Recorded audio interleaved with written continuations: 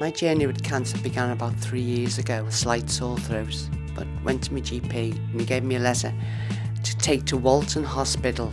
They put a camera down and found there was something suspicious, so I had to go to theatre in Zackley Hospital.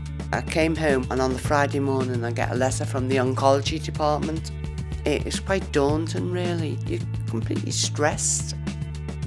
On returning from holiday I went to my local GP because I was jaundiced and had yellow eyes, and he sent me for blood tests.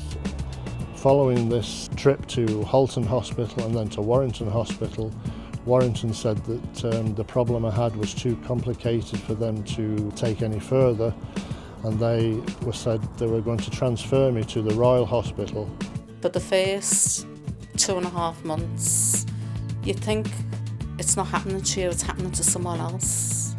And then all of a sudden it hits and you realise it's you they're talking about, it's not somebody else. I was 27 and I had cervical cancer.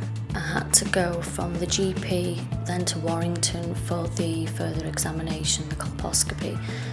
Once it was found out that it was cancer, Warrington advised me that they could no longer deal with me and I would have to move to the Liverpool Women's Hospital. I was diagnosed with colorectal cancer, which meant that I underwent surgery at the Royal Liverpool to remove the tumour. Subsequently, I required chemotherapy at Clatterbridge. I did have moments where I suffered with anxiety and I was stressed, and I think it would have been really wonderful for me to have everything under one roof in a hospital.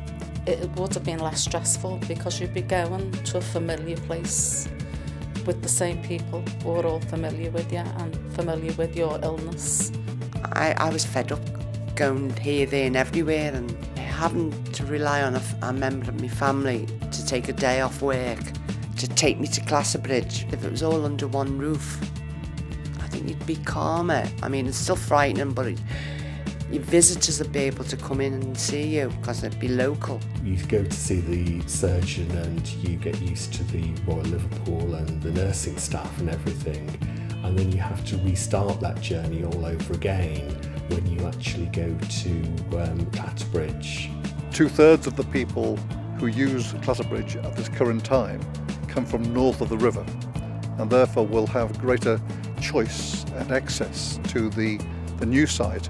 Many patients do require other specialist type clinics, and these can be more easily tapped into at centres like the Royal Liverpool that run as a major teaching hospital. People going for their cancer care will have the whole suite of services in the same vicinity. I lost my dad to lung cancer. I only wish that something like this would have been available because, my dad just wasn't fit enough to travel around or anything like that, and had this place been here then, he would have been present in one place and not had to do, all of the travelling around that he had to do. This is not about closures. We've been reassured as governors that the current site on the Wirral at Clatterbridge will remain open.